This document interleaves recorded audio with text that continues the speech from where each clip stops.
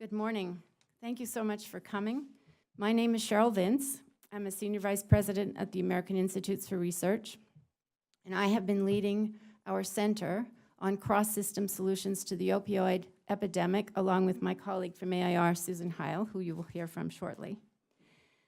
I'm really delighted that we have a panel today who will share their experiences at the state and local level, and there are three themes we want to emphasize in today's presentation. One is the importance of using data, and data from very different systems, because this, of course, involves healthcare, mental health, substance abuse, law enforcement, foster care, and other social services. So using and bringing together data from these different systems that are responding and making meaning of it in some joint way in order to leverage and improve our responses is very important. So we'll hear about some of that activity at the local level in terms of using data.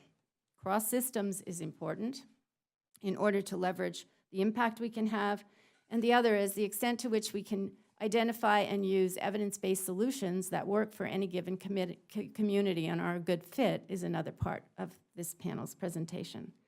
So with that, I'd like to move us on and introduce Dr. Avenel Joseph, who is the Director of the Policy and Oversight in the Office of Senator Edward Markey, to share opening remarks from our home state. Thank you so much.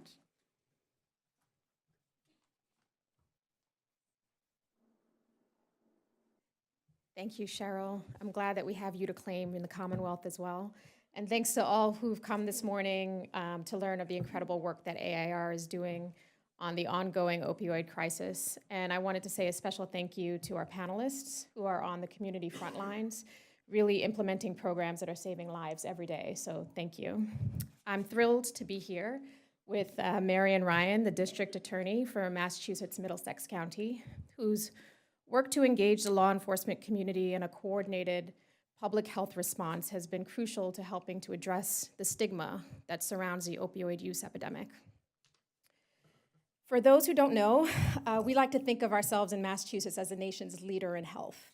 The Commonwealth has one of the lowest rates of all states in the nation for motor vehicle accidents, gun violence deaths, obesity, and infant mortality. And we are very proud of our state's low ranking on these public health problems.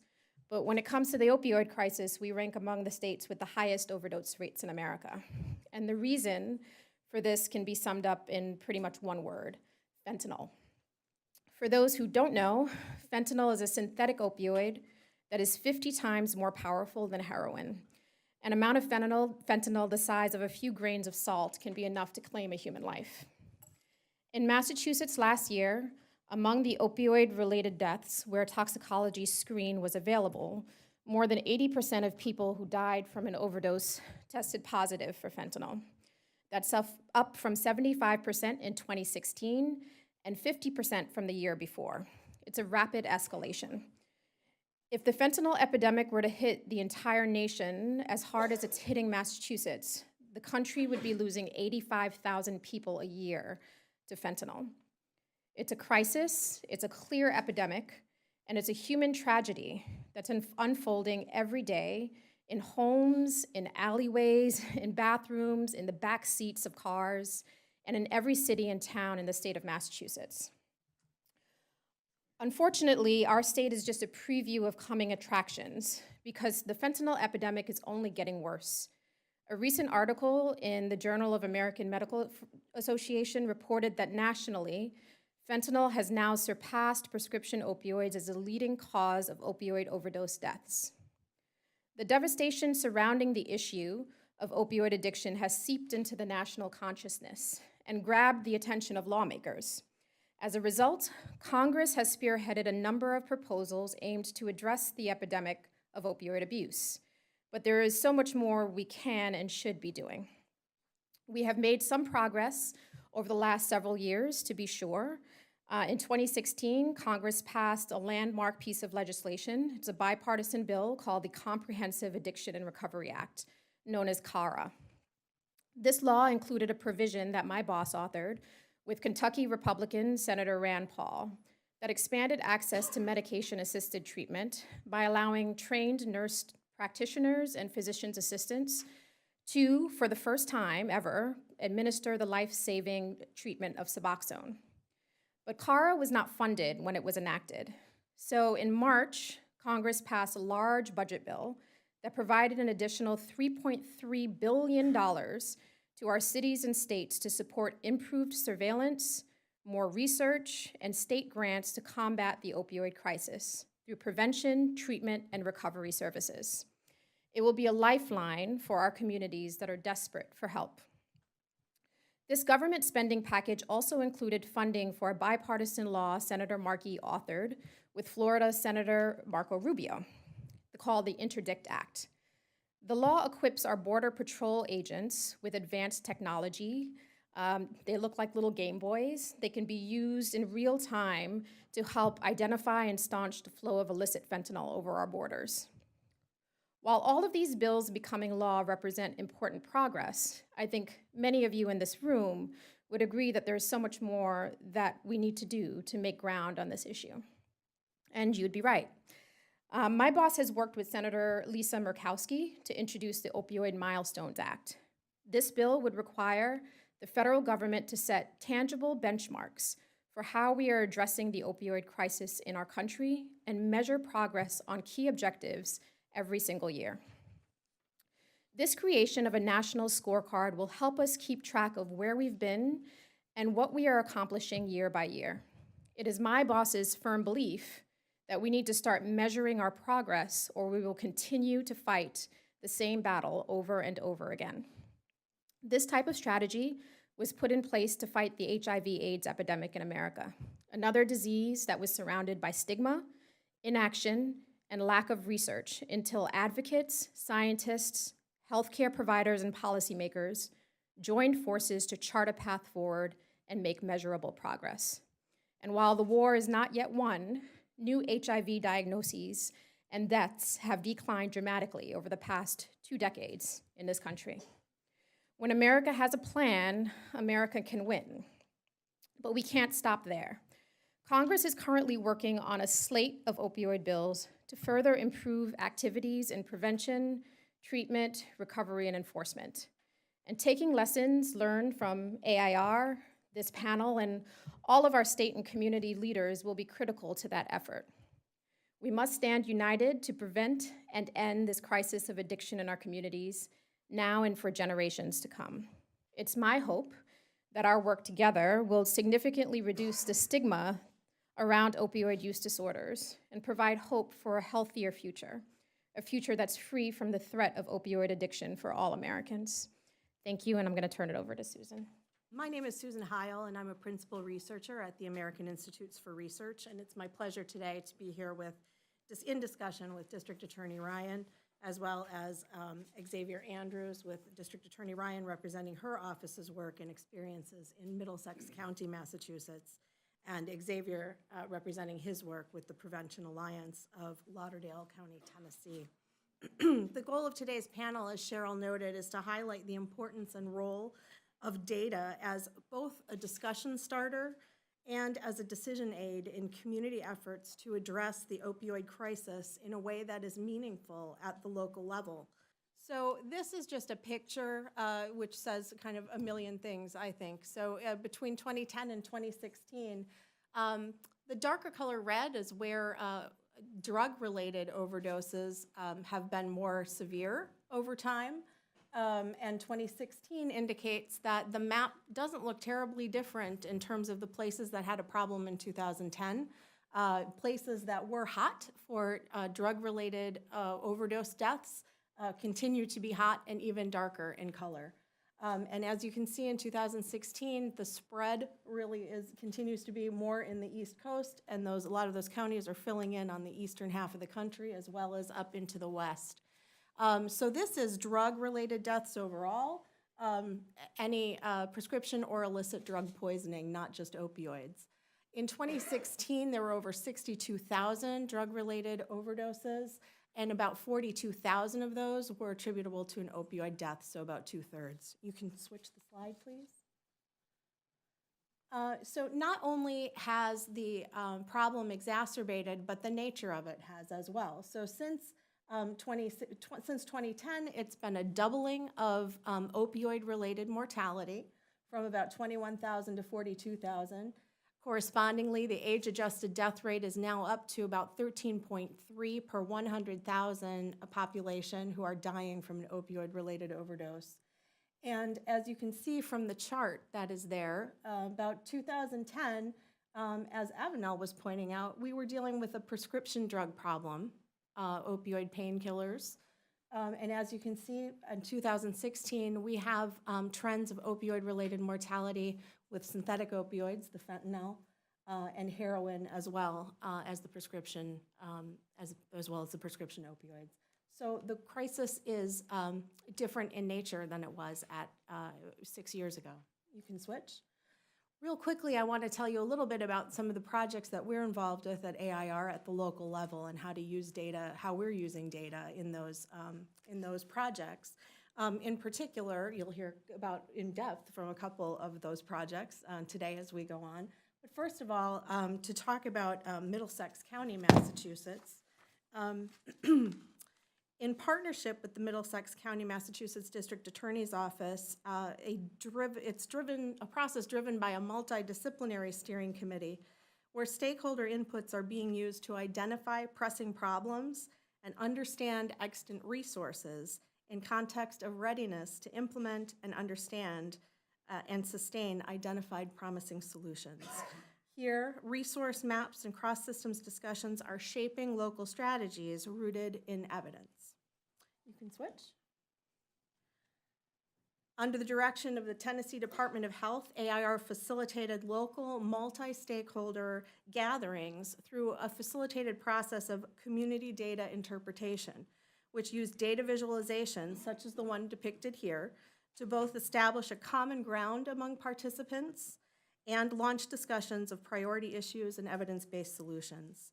Here, both lived and professional experiences of stakeholders gives local meaning to the data and helps to pinpoint evidence-based solutions relevant to local needs. The opioid response planning checklist, which is listed there as an AIR tool that continues the conversation for local coalitions after they go back home from these sessions so they can plan and implement evidence-based solutions that address their problems. And finally, I want to very briefly talk about our work in Oklahoma. Data here has informed the selection of a set of counties to focus on and an intervention to help expand medication-assisted treatment access in rural counties through primary care.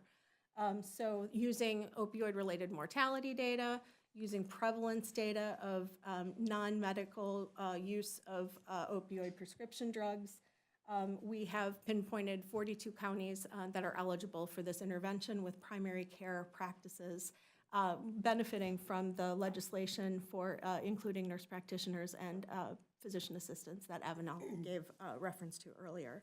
Our partners on this project are the Department of Mental Health and Substance Abuse Services of Oklahoma, the American Society of Addiction Medicine for a training component, including training on the buprenorphine waiver so that providers can give medication-assisted treatment, Suboxone, in their practices, as well as the University of New Mexico, who is doing an ECHO component, teleconference-based mentorship and case-based learning.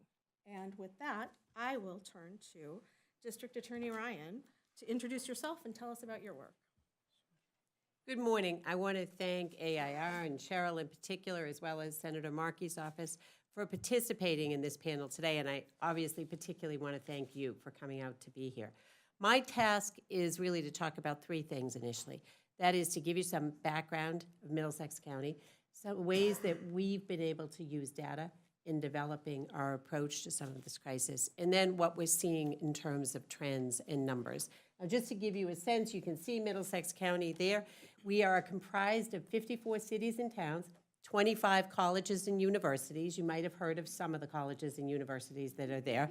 As I always say, we have some of the smartest people in the world, many self-proclaimed, within the borders of Middlesex County. But it is diverse in every possible way. We have just under 1.6 million people. That makes us the most populous county, not only in Massachusetts, but a population greater than 11 states in the country. I always say when watching the presidential election, there are 11 states that have less people than we do, and they have electoral college votes. So it gives you some sense of that. You will see that on the far right-hand end of our county, that is primarily the sort of big city part of our county, all of the issues that you think about when you think about big cities. Just to the left of where the seal is, that is the Merrimack Valley containing the big city of Lowell. For us, that's where this crisis began. It has been by far the hardest hit part of our county. Middle of our county is a much more residential, for the most part, much more high-income section of our county. Same problems, they just look a little bit different. And then on the far end, the far left-hand side of the county, very, very rural. Not only am I the only female district attorney in Massachusetts, but I am the only district attorney to have within my county, created by a grant from the King of England in the 1600s, an enormous buffalo farm. And that's in the western part of our county. So I am the DA of the buffalo. And believe it or not, that does play a role in some of the data we've been using in how we address this problem. Now, you can see that each one of those marks on that map reflects a fatal opioid overdose during the period since we began tracking the end of 2012 to June 13th of this year, just last week. And, you know, as I say often when we talk about this, we use the maps to track. We talk about these numbers, some of which are so big, I can't even imagine what that looks like in terms of how many people have died, how many people have been Narcan, that sort of thing.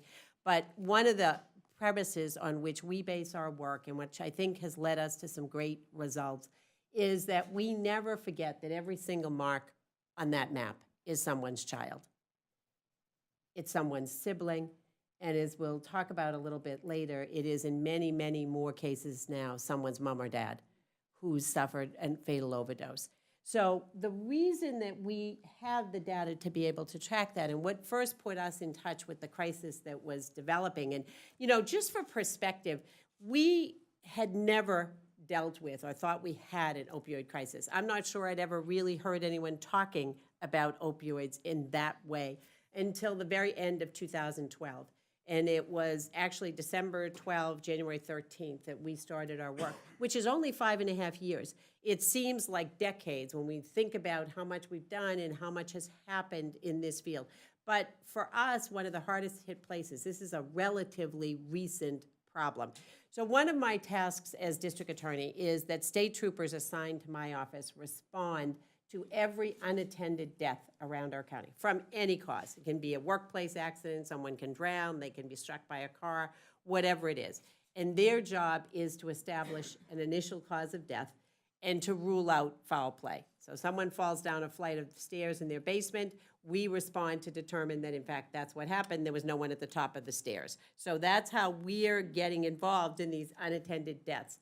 Now, I have 2 troopers that respond, and just in terms of resources, 2 troopers to respond to every investigation, on average, when there's no criminal liability in the sense that they're going to find it to be some kind of accidental or illness death. That takes them about 4 hours. So that's 8 man-hours. And, you know, we're going to talk a lot over the course of this morning about how we take our treasure in terms of time, talent, and money, and how we're using it on this issue, and how data can help us to do that most effectively. So in that period, since the end of 2012 up until last week, my troopers responded to 1,044 fatal drug overdoses. By far, well into the 90% of those were opioid related. Now, to break those numbers down a little bit for you and to give you a sense, this really shows you some of the challenging pieces of the opioid epidemic itself. You know, you heard a little bit from Cheryl and Dr. Joseph about other public health issues. And probably the best known is you think about drunk driving. Drunk driving is a public safety, public health issue, just like the opioid issue is. And, you know, back 25 years ago in Massachusetts, we had just about 3,000 people die every single year on our highways from an alcohol-related fatality. And then largely because of the use of data, grassroots groups, all of that, people's thinking really changed. You know, if you consider Lyft and Uber, they were really born on the back of the idea that you couldn't go out and drink as much as you wanted and get into your car. People don't have the same kind of holiday or barbecue celebrations they used to have. So that tide turned. Now, with respect to opioids, the thing that was very challenging for us in the beginning is we start that work in the end of 2012.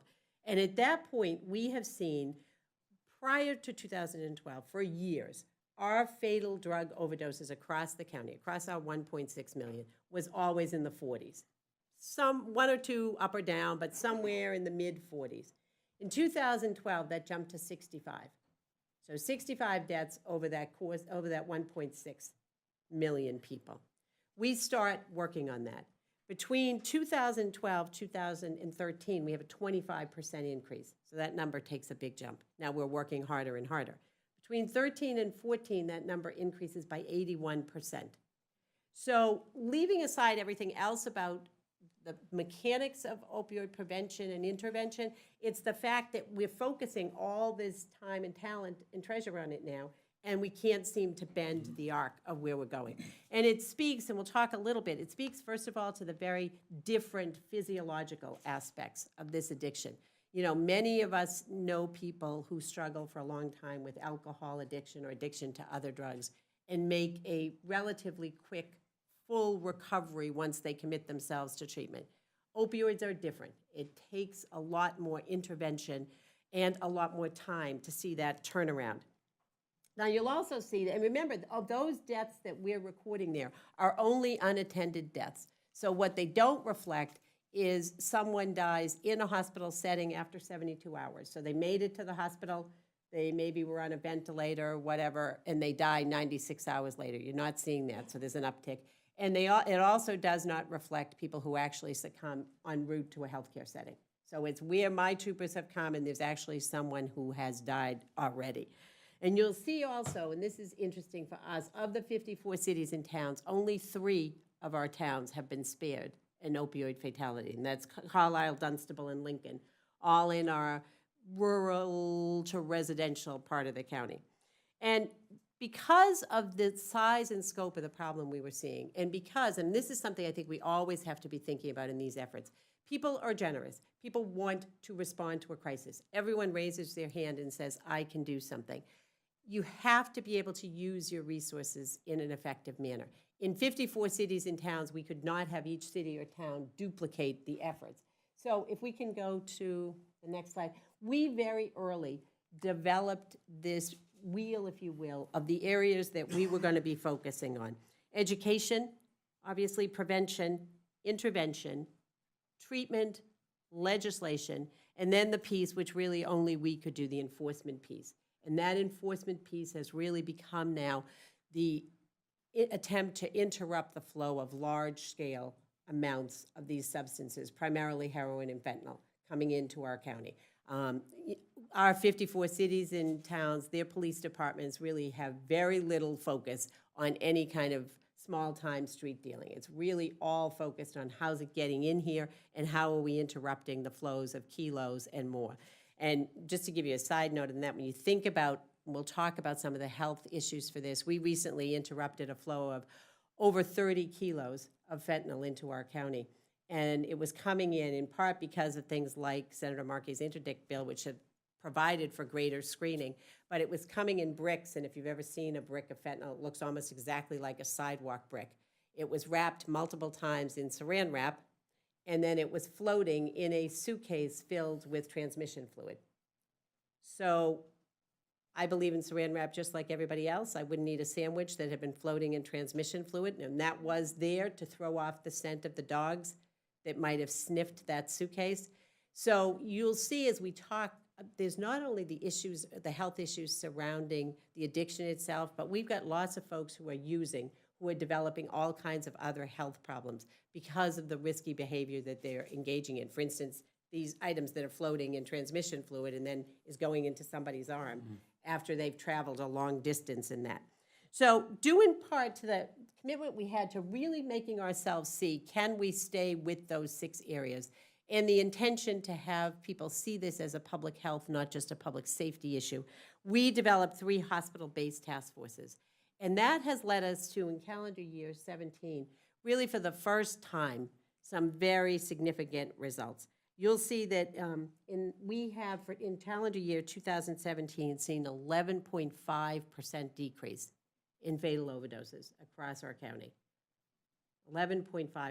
That's a significant number. If it's somebody in your family, it's the only number that matters. And more importantly, which it shows us in terms of runway, in Lowell, which you'll remember I mentioned was really the epicenter for us, where we began our work and we grew it around the county, that number of fatal overdoses declined by 21% last year. So 10% more than the rest of the county, in part, I think, due to the longer work there. So in going back and taking this information home with you, it does require patience. That was 4 steady years of work to get to that 21%. And in the other parts of the county where our task forces are newer, we're seeing that 11.5% reduction. So I hope that gives you some sense of the problem, the way in populations that are diverse in every possible way, we have been able to use data and some glimmer of hope that that use of data and effective use of resource is bringing results. So thank you. Thank you. Xavier, if you would go ahead and introduce yourself and your work. Good afternoon. My name is Xavier Andrews. I'm from Tennessee, a little small county in Tennessee called Lauderdale. Just a little demographics. Lauderdale County is about 26,800 citizens. We're mostly rural. Demographically, we are more county than we are city. And we first of all would like Cheryl, thank Cheryl for allowing us to come, and the representation of Ms. Joseph from Senator Markey's office. Thank you so much. And to this distinguished panel, we're truly just glad to be here. One of the things that, as far as the community that we are facing coming down to from a coalition perspective is making sure that we use the data that is readily available from the Tennessee Department of Mental Health and also from the Tennessee Department of Health. As Susan has demonstrated on some of her graphics, we're using a lot of that because our philosophy from a community coalition perspective is that information flows down, but change flow up. So one of the things we have to truly understand when it comes to that from a community level is we found out that utilizing the information that's been given from a coalition perspective and being the executive director over the coalition, using that information and taking it back to the community and saying, hey, we do have a problem. It has a tendency just to change minds by showing people the information. Because we find out, especially in rural counties, that most people just don't have a clue. Because most people in rural counties, they either have a saying that, not my child, not my family member. You know, they won't do that. But when it comes to this epidemic of the opioid crisis, we all know in here that we are facing it as a whole and not as a divided nation. But we use the data to incorporate change as far as federal funding, allowing federal funding to come in and utilizing that funding to share.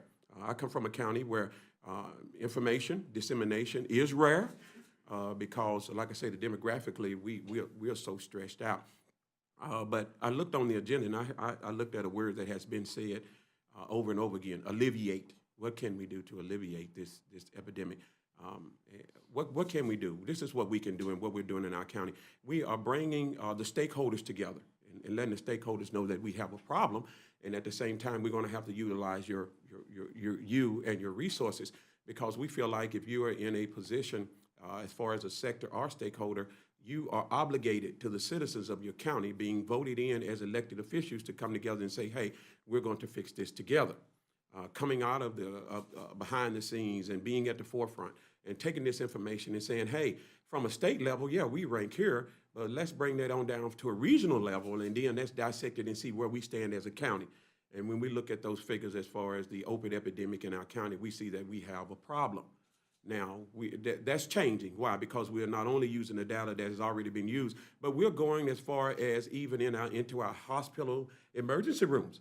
And we're taking the data from the weekend and seeing that the people that are coming in for overdoses, and we take that information and we put it into a folder and we share it with the community, not names, but we just use that data and say, hey, last month we had about 15 people to come in, you know, who were addicted to opiates, and now we see an increase. What can we do to utilize that? That's why the funding is so important that's being provided from a national level, because the more funding that is used, the more we can put things in place to help people who are dealing with this issue overcome it. And we're taking this data and we're using it, and even as a county, we're starting to see a definite rise in it. Why? Because we're noticing that from a metropolis level, being close to Memphis and Nashville, when the epidemic get high, it gets so high in the big cities, where do you think they're coming? They're coming down to the rural counties. And because they mostly see that most of your rural counties, especially where I'm from, it's one way in and it's one way out. And demographically, you can hide way over into the country and not even come to the city. So what do we do with that? We work with our local sheriff department and our city police and get them to come together along with our county and our city mayors and work together and see what can we do to have that visibility outside of the county. I was sharing with the ladies earlier this morning that we recently did a pie chart, one that I didn't bring with me, sorry, that shows from a Tennessee level on the opioid epidemic crisis. And it was amazing that when we saw this graphic that on this pie chart, that 6% of the opiates that are being used are not from the drug dealer. They are from family members or other people in the community. Now, that's shocking when you look at it and say 6% is not being distributed. 6% is being distributed from the drug dealer. You know, naturally, everybody in here would think that if they're getting illegal opiates, they're getting it from the dealer. But no, not with the opioid crisis. So what are we doing? We're implementing lock boxes in the home for free. Home Depot is giving us lock boxes to give out at events. We are implementing permanent drug lock boxes for outdated and overused prescription drugs. You no longer have to keep them in your home. You can now bring them to a location and drop them off, and with the help of the district attorney's office, they dispose of them. For example, my grandmother, when she passed away, may she rest in peace, she was 95 years old. When she passed away and we cleaned out her apartment, she had over 20 bottles of pills dating from 2005. So what are we finding in our county by saying that our older people are not getting rid of it, they're stocking it. So we've come up with a strategy in our county with working with County Lock It, Drop It, for them to bring their old outdated prescription drugs and lock them off. But that's only helpful with what what I just said earlier as I started this, that information flow down while change flow up. So how do we do that? We be visible in the community and we let people see that, hey, we are in this together, but there are some things that you need to know. You need to drop this off. You can get rid of this. You can put this up. You can bring this. You can talk. We go from door to door and we encourage people to drop off their old medications. And by doing that, we definitely see a reduction, because you take it from a level of communication and people being involved. And in turn, that has grown our coalition, because people now see and understand that this epidemic is widespread. It's not a one community. It's not a one nationality. It's not a one gender. We are dealing with a crisis that's going to take all of us coming together and working and implementing strategies that are going to not only change lives, but change communities. Because when you change communities, trust me, you change lives. Thank you, Xavier.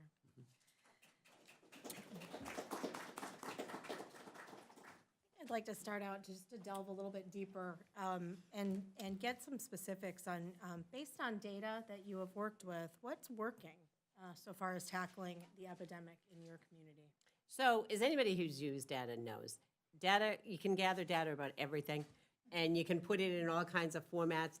And unless you can put it in a way that is usable and usable quickly in something like this, it's not helpful. So two of the ways we've been doing that have been in a partnership with our private ambulance companies. We've used a software called First Watch. And what First Watch does is it changes our ability to understand the numbers in real time of what's happening and where it's happening. So, for instance, I'm sure it's true in Massachusetts, I'm sure it's true in many states, you see numbers that appear in news reports about where things have been happening. Those are usually numbers that have been gathered by the Department of Public Health. By the time they're gathered, analyzed, and put out to the media, they're typically about 18 months old. Now, think about this whole crisis has unfolded in just over 5 years, so numbers 18 months old are really useless. This First Watch software allows us to know, because think about the business model, the private business model. Ambulance companies always have to know where their ambulances are, and they're billing somebody every time that ambulance is out there. So they're keeping track of where they're coming and going. So in real time, they know when they're responding to an overdose. So by providing us with that data, we know when something's happening in a cluster. The biggest piece for us was, even with our reduced numbers, we experience about just under 4 overdoses a week. we would then, for no apparent reason, see what we called surges, where suddenly in the space of 8 or 12 hours, maybe 10 or 15 people would die. No particular reason. It would be a Tuesday morning, a Thursday afternoon, nothing that you would attribute to something outside, external. Many times it's bad product. So this gives us an opportunity to know that. We have suddenly deployed 15 ambulances in the last few hours to a certain area. Whether they're fatal or non-fatal overdoses, we know something's going on. We've been able to take that, and what we do in those cities and towns is the fire chief is charged with calling the surge. Once the fire chief sees between the combination of his ambulances and the private ambulances, we're seeing too many responses. He calls a surge. We began this in March of 2017, and unlike in the other surges where it was sort of a tsunami, we'd have to wait it out, when we call the surge, we immediately take to social media on all platforms. What we've discovered is whether you have an opioid concern or not, everybody is on the social media platform of their local police and fire department because they want to know when school's closed, when the water is going to be shut off. They want to know all those things. So it's thousands of people. We put out a three-pronged message. To users, we put out there's something out there that's causing a problem. Be careful. To family members or people who have somebody struggling with addiction, it is make contact. Find out where they are, find out how they are. And thirdly, to those same folks as well as to the users, it is have your Narcan close. For people who are persisting, if you're going to use during this critical period, make sure you have your Narcan ready. The first time we did this, we literally stood on the platform of outside the police station, fire chief, police chief, and I did it. Within 9 minutes, we had stopped seeing the ambulance runs. 9 minutes. The surge completely stopped. We've activated it 3 times since then. The response has always been the same. It gets that information out. People are talking. The regular media picks it up, so you'll start seeing it on the noon news, that sort of thing, and it's out there. So that's a way to take that data and use it quickly. Related to that, we've also been able to use First Watch to stop what we started to see that was a disturbing trend, and that was people who were concerned about the heroin fentanyl issue and were switching to using cocaine. And then were suffering an opioid overdose because it was cocaine laced with fentanyl. We had pretty much prior to the last year or so, we had had almost no cocaine cases in our county in years. Now people's concern had driven the market back up for that cocaine. We were able to use that in the same way. Our private partners, the ambulance companies, created a trigger response on their software, that First Watch software, for the word cocaine.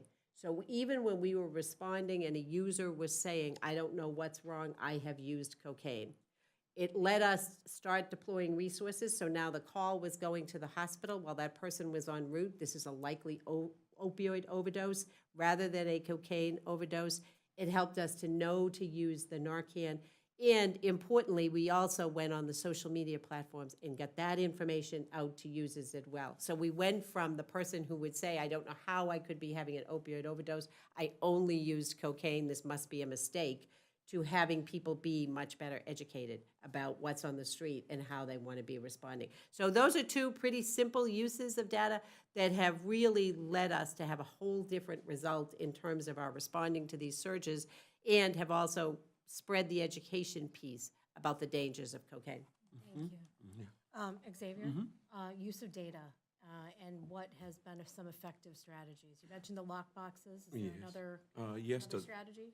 Yes, the lock boxes, because what we do, we have, like I say, they're donated by Home Depot, and whenever we have events, we'll set a table up, and we will give those out. Also, your permanent lock boxes, those are placed mostly at our law enforcement facilities.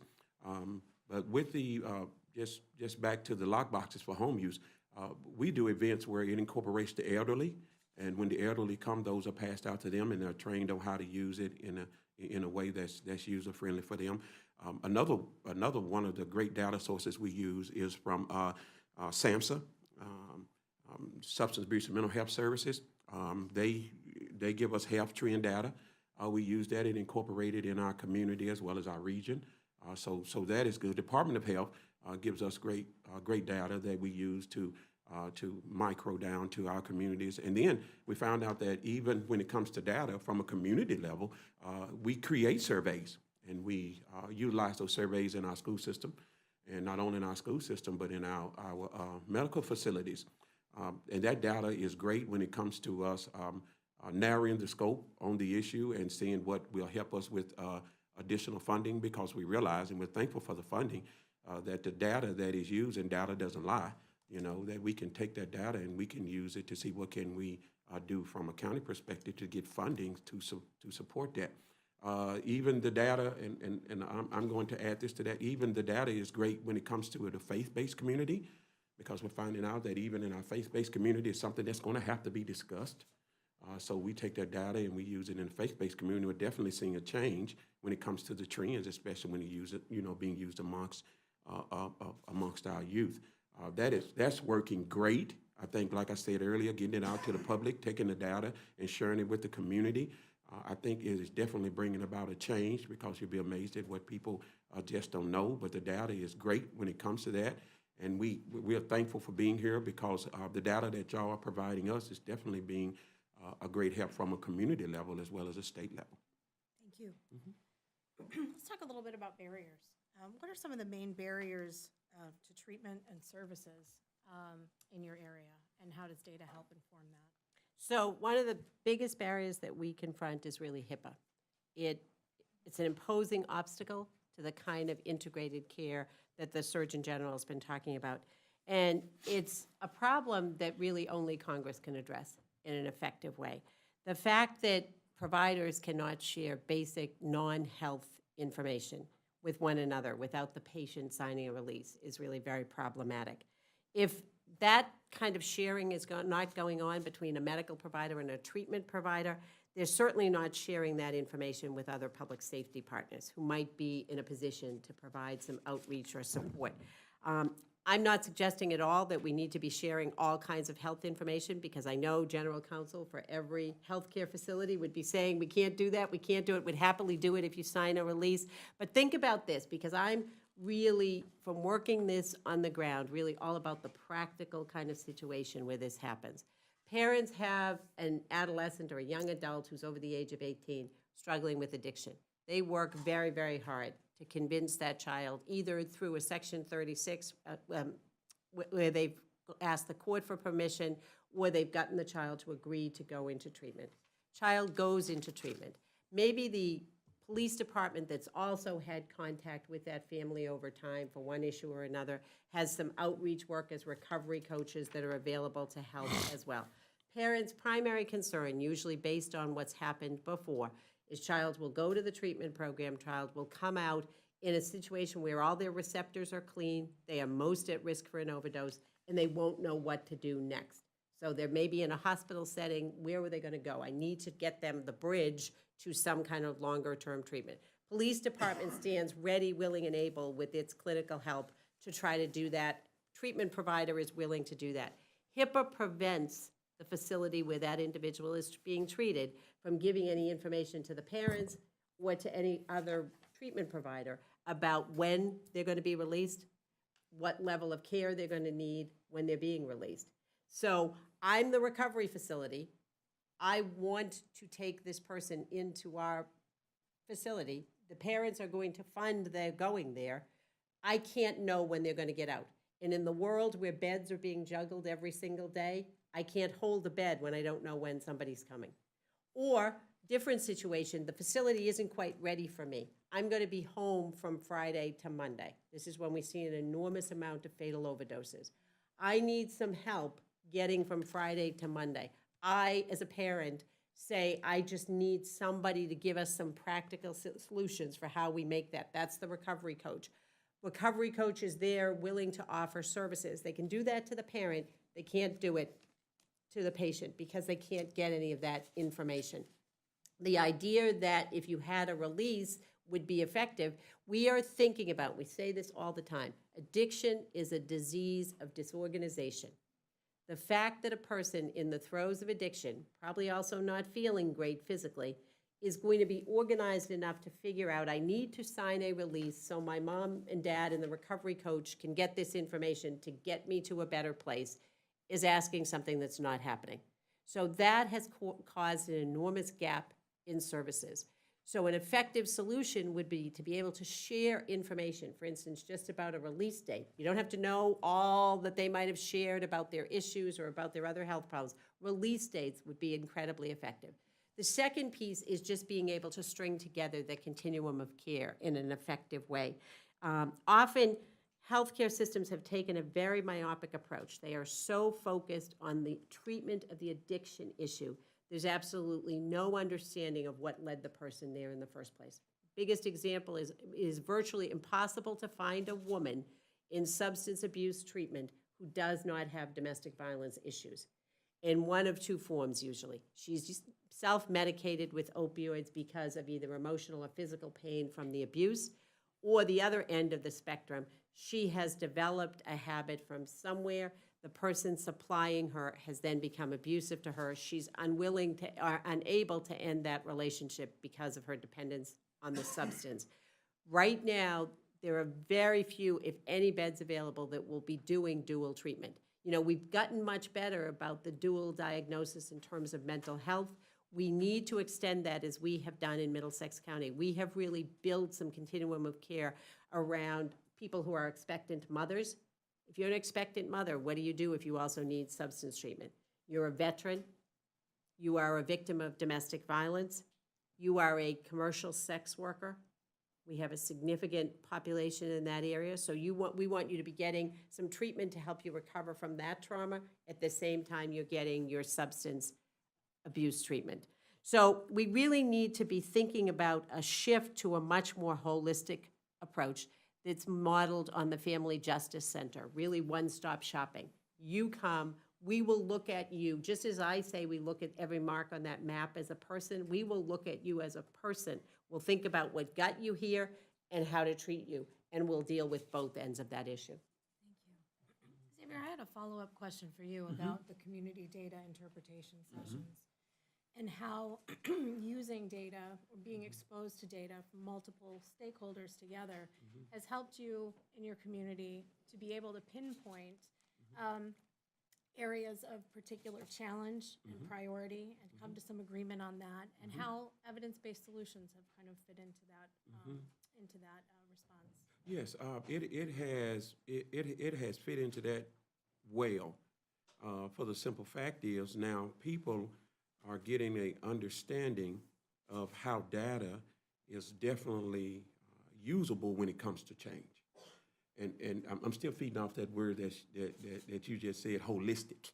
You know, it covers the overall purpose of what we're trying to do in our community to fight it, because we definitely have an issue with it. Due to lack of resources, that data is helping us a whole lot, because like I stated earlier, it's something that we didn't have. And now that it's something that we are using, we're definitely seeing a change in the way people view this epidemic. So it's definitely helping us big time when it comes to, to reducing that. Great. Speaking of limited funding, how does your community access support for fighting the opioid epidemic? We do it through grants. A lot of grants we received because I often say this all the time in meetings, that from a state level and from a national level, they know what we're facing in our communities. And funding is there to support that. We just have to come together and utilize our skills when it comes to collecting data, looking at community assessments, what evidence-based strategies work, and putting that together in a grant to receive funding to reduce it, because the money is there, because we know we have a crisis. As it's been stated earlier, it's not only a crisis, it's an epidemic. And coming together, using the resources, using the data, using different minds, different views, but coming together with the same goal, and writing a grant to receive funding for it that will change our communities. Just a little bit more on that, I'm in a community where resources are limited. And if someone gets out of the local jail for, a Schedule II, they aren't going to a rehabilitation facility in our county, they're going to a neighboring county. And that's something that we need to change. We need to have something for that individual that gets out of our local jail and not go back to the same street because we are not looking at the holistic part of that individual. So coming together with that funding, using our resources, coming together and saying we have an issue from all backgrounds, all places, create a platform, and that's definitely helping us now because we're receiving grants now through our hospital, our health departments, DHS, Department of Children's Services. From a health perspective, they're helping us. So, we're definitely receiving that funding. Thank you. Same question to you, District Attorney Ryan, and also thinking through not only how your community accesses support, but are there areas for additional evidence-based research that you would like to particularly see that would be helpful in your community? Thank you. We are, as all district attorneys, are a state-funded agency. We receive a block funding from the state legislature. That's our budget to use as we need to, depending on the situation. We don't receive any additional federal funding directly to our office to deal with it. But one of the things that we have been able to do, and it really is the work that's come of our hospital-based task forces, is to build great coalitions with things like our private industries, like these ambulance companies, like the project that we are probably most proud of, our Project CARE, which is built on the data we saw from First Watch, where we began to see that increasingly when first responders would arrive at an overdose, the person who had made the discovery of the person overdosing was a child. So in those situations, we had children who were often witnessing the 911 response, who were then suffering from the loss of a parent. And, both as a mother and as somebody who's been a district attorney for a long time, it was pretty clear to me that with those children, with a combination of things, the drug use that had probably been normalized in their life for some period of time, people don't usually overdose the first time they use, the fact that that kind of trauma of what they've seen and then what their life would unfold over the next few months or years is something that really affects kids' ability to develop resiliency. And thirdly, what the research has shown us about the link between genetics and substance abuse. It's why we all know families where there's been one generation after another that suffer from an addiction. And when you looked at that and being a prosecutor and knowing that most people who end up at the criminal justice system, particularly people with very serious charges, there's often a history of childhood trauma. And was not prevention, both in terms of additional opioid use and ultimately criminal justice resolution, something we needed to be focused on.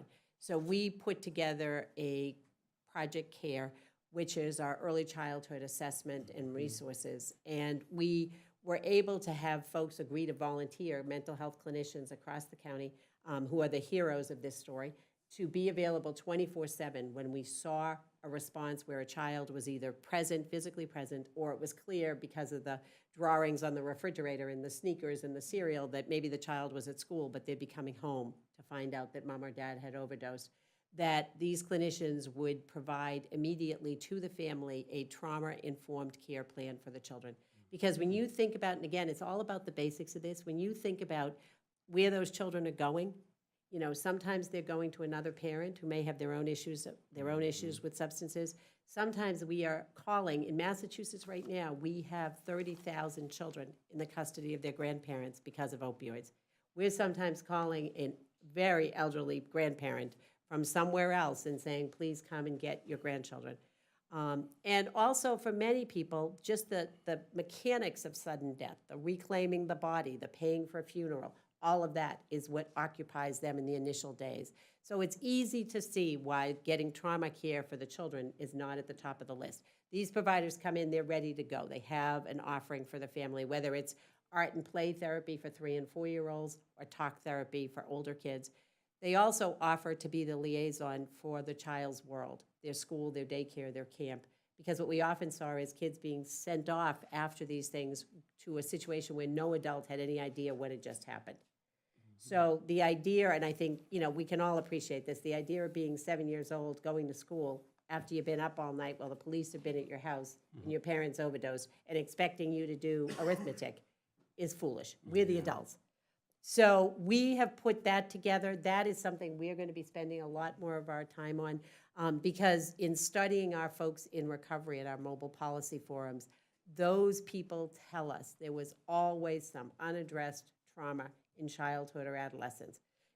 Some that are not preventable, a parent who died of a heart attack, some that were preventable, treatable, something like this situation. So that's where we're going to be spending a lot of our time. It is that data that we've been able to gather about the situations where we're responding, the increasing number of females suffering fatal overdoses, the fact that we now know the median age for a fatal overdose is 36, which if you think about it, that's an age when most people have young kids. That's why they're finding them.